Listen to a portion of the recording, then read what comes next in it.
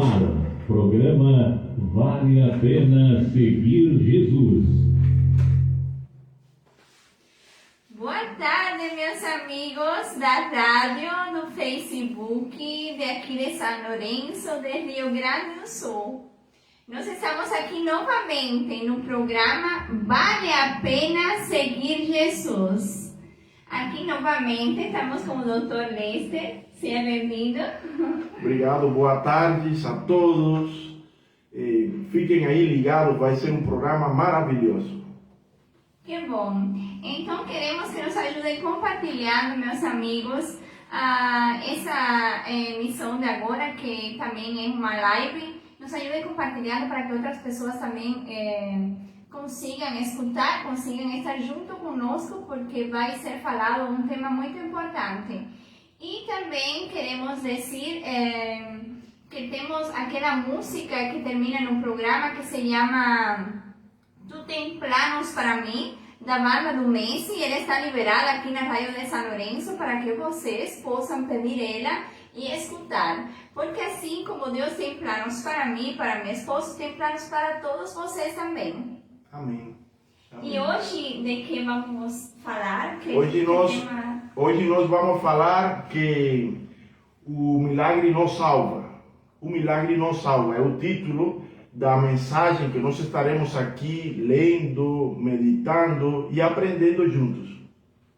Que bom. Então, primeiramente, eu vou abrir a Bíblia em Lucas 17, versículo 11. Aí eu estarei lendo um pouco dos evangelhos de Lucas e rapidamente passaremos a analisar essa passagem bíblica tremenda que com certeza vai acrescentar na vida de cada um dos que está escutando, assim como acrescentou na minha vida. amém. Diz assim Lucas 17, versículo 11. A cura de 10 leprosos. De caminho para Jerusalém, passava Jesus pelo meio de Samaria e da Galileia. Ao entrar numa aldeia, saíram-lhe ao encontro 10 leprosos, que ficaram de longe e lhe gritaram, dizendo: Jesus, mestre, compadece-te de nós. Então, ouve-los e disse-lhes Jesus: Ide, mostrai-vos aos sacerdotes. Aconteceu que, indo eles, foram purificados. Um dos 10, vendo que fora curado, voltou, dando glórias a Deus em alta voz, e prostrou-se com o rosto em terra, aos pés de Jesus, agradecendo-lhe, e este era samaritano. Então Jesus lhe perguntou: Não eram 10 os que foram curados? Onde estão os 9? Não houve, porventura, quem voltasse para dar glórias a Deus, senão esse estrangeiro? E disse-lhe: Levanta-te e vai, a tua fé te salvou. A primeira coisa que eu queria chamar a atenção aqui é que aquele que voltou para Jesus era samaritano. Isso tem um significado muito importante para esta mensagem. Se a gente tem em conta, se a gente pensa ou sabe que os samaritanos eles não eram considerados judeus. Para aqueles que não sabem, amados, os judeus eram um povo escolhido de Deus. Era o povo bem-aventurado que guardava os oráculos, o conhecimento a respeito do Deus Altíssimo, o Criador do Universo. Agora, os samaritanos eram um povo que eles eram até discriminados pelos judeus, eles eram inimigos dos judeus, mesmo que no início o povo de Israel e o povo da Samaria eram o mesmo povo, porque no reinado de Davi, esses dois povos, todos esses povos, as 12 tribos de Israel, elas estavam juntas. Depois, eles se separaram. O samaritano, que ficou como o reinado do norte, com a capital na Samaria, eles se misturaram com outras culturas, eles foram muito idólatras, eles foram amaldiçoados por Deus, os príncipes deles foram amaldiçoados e eles foram até levados ao exílio. Então, no tempo de Jesus, já esse reino de Israel estava dividido no reino do norte e no reino do sul. Ali no norte se encontrava Samaria, e os samaritanos, eles não eram considerados o povo escolhido por Deus, eles não eram considerados as pessoas que conheciam das verdades de Deus. Mesmo assim, a gente vê que quem vota por gratidão e por fé em Deus, desses 10 leprosos que foram curados, foi um samaritano. Então, isso nos faz pensar que às vezes o fato de nós estarmos cheios de conhecimento de Deus não nos faz necessariamente mais gratos a Deus. Eu vejo que agora em nossos dias, a Igreja de Cristo, mesmo que seja aquela que conhece a verdade ou que deve conhecer a verdade do Evangelho, muitas vezes ela não vive a verdade do Evangelho. Ela fica caçando as bênçãos do Senhor, ela fica procurando o milagre do Senhor, e é aí onde vem o título dessa mensagem de hoje. O milagre de Deus nos salva. O milagre de Deus nos salva. Agora, a compreensão do Evangelho e se voltar de verdade para Jesus é o que salva. É por isso que a gente vê como esses 10 leprosos foram abençoados, e grandemente abençoados, eles foram curados, e não de qualquer doença. Se você vai analisar a lepra, ou hanseníase, como a gente fala agora, naquela época não era curável. Era um grande milagre o que aconteceu com essas pessoas naquela época. A lepra era altamente contagiosa e ela provocava 100% de morte. Era uma doença crônica que não tinha cura. O micobactério leprae, não existia um antibiótico naquela época que resolvesse esse problema. Mesmo assim, Deus, diante de sua grande misericórdia, ele deu dons a Jesus e poder para que aqui na terra ele curasse pessoas, demonstrando o amor dele pelas pessoas.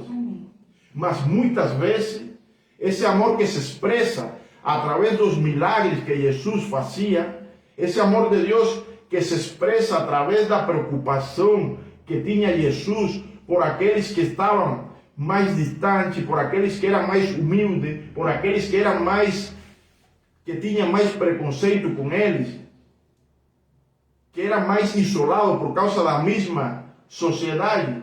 Jesus demonstrava o amor de Deus, porque como Jesus falava, ele só fazia aquilo que ele veia o Pai fazer. Agora, o que aconteceu com esses 10? Eles foram curados, eles durante a caminhada, no caminho, foram curados e só voltou um. Mas a outra coisa que me chama muito a atenção é que Jesus disse a esse um que sua fé o salvou. Então, você acredita que os outros foram salvos? Você acredita, eu estou te perguntando, que os outros foram salvos? Eu creio que não. Não, a Bíblia deixa bem claro que esses outros 9, eles não foram salvos. Então, é por isso que eu falo, o milagre não salva, amados. E o milagre também não é a essência do Evangelho. O milagre, como eu falei, é uma demonstração do amor de Deus para com a humanidade. E ele continua fazendo milagre, fazendo uma comprovação de que a bondade dele é boa, é perfeita e é agradável. Não é doença para a humanidade, não é castigo para a humanidade. Nós estamos colhendo a mesma consequência do pecado que outrora nós, os nossos antecessores, eles semearam. Mas não é a bondade de Deus que a humanidade sofra. A gente sabe disso porque a gente vê a bondade de Deus no Éden, que era perfeita. O jardim de delícia, no início, quando nada tinha acontecido ainda com respeito ao ser humano ter desobedecido. E também vemos isso no fim da Bíblia, no Apocalipse, quando Deus inspira a João e fala que vai vir um novo céu e uma nova terra. Então, bem no início e bem no final, a gente vê que tem um início e um final feliz. Por quê? Porque a bondade de Deus, essa para os seres humanos, a sua criação, os filhos amados deles. Agora, não se iluda. O milagre, esse que você procura tanto, porque, na verdade, por causa da vida que nós temos aqui na Terra, que é maiormente uma experiência física e natural, com esse corpo pecaminoso, mortal, esse corpo imperfeito, nós adoecemos. Então, dos anseios maiores da humanidade, de cada uma das pessoas, é o milagre por cura, ou até milagre de receber coisas materiais que não são tão importantes, porque Paulo sempre falava assim: atenta para o que não se vê, porque o que se vê é transitório. Agora, o que não se vê é o que é importante, porque é eterno. O que acontece? Que o ser humano, por causa do pouco conhecimento e por causa da sua concupiscência dos olhos e até da carne, ele atenta para essas coisas palpáveis. Ele atenta para essas coisas que ele pode agarrar com as mãos, que pode enxergar com os olhos. Agora, o Evangelho ensina que a essência é a salvação, que a melhor dádiva é a salvação. Então, o que foi verdadeiramente aventurado foi aquele que recebeu cura, mas voltou para Cristo.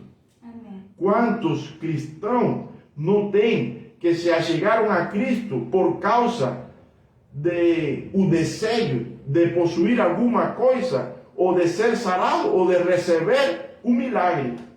Fazem como esses nobres que foram curados, mas eles continuaram com sua vida. Por quê? Porque sua motivação era nessa cura. Agora, aquele que tinha um coração generoso, que tinha um coração humilde, ele reconheceu que tinha sido uma dádiva de Deus, ele voltou e adorou a Deus, se prostrou diante de Jesus. E isso que nós temos que fazer, amado. Nós temos que buscar a Jesus, buscar a Deus, não pelo que Ele pode fazer por nós, mas pelo que Ele é. Nós temos que buscar a Deus pelo que Ele é, independentemente de o que Ele pode fazer por nós, porque o dia mau sempre vai vir.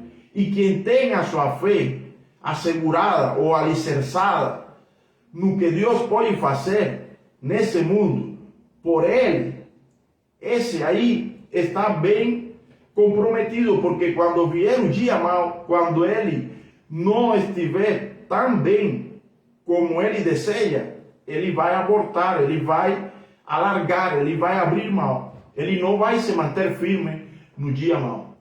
Então, essa pequena mensagem, eu acreditei, eu vi fantástica.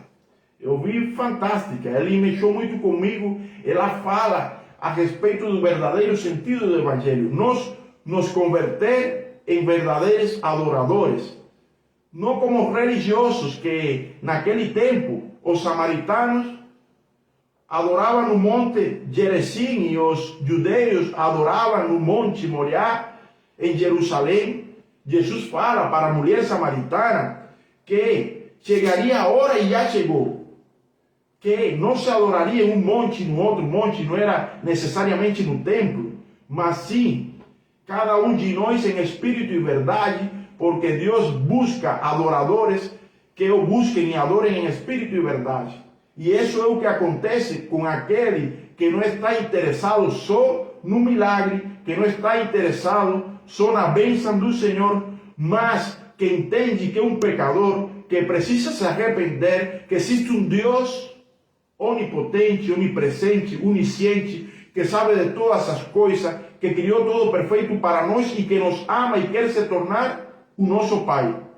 Aquele que tem consciência disso e diante da grandeza de Deus, se reconhece como um pecador e se arrepende e confessa e muda, com certeza Deus derrama o Espírito Santo, que é promessa de Deus para aqueles que creem, e o conduz em obediência pelo caminho que é Jesus até o fim. Amém. Que linda mensagem, meus amados. acredito que também mexeu com vocês. Incline seu coração para ser salvo ou para manter a salvação em Cristo Jesus. E já vamos nos despedir. Sim, mas antes, lembre-se, nós estamos aqui para abençoar vocês, nós somos também abençoados, mas temos que agir como um corpo, sabe? Devemos ajudar a que outras pessoas também sejam alcançadas. Então compartilhem esse programa, essa live com amigos, com familiares, porque assim como você está sendo edificado e abençoado com essa palavra, é necessário que outras pessoas sejam também. Também eu peço, ou nós pedimos novamente, que divulguem essa música que foi feita sem fins lucrativos. A gente não ganha pela apresentação dessa música. A gente o que quer é que essas letras que foram inspiradas por Deus possam chegar a seres humanos, possam chegar a pessoas, porque assim como essa música diz, Deus tem planos para cada um de nós. Então, está liberado, pode pedir. Eu gostaria muito de escutar essa música do Messi nos outros programas de rádio. Contamos com isso e eu me despido dando um tchau amoroso em nome de Jesus. Até a próxima no programa Vale a Pena Seguir Jesus. E eu te chamo com Tu Tens Planos para Mim.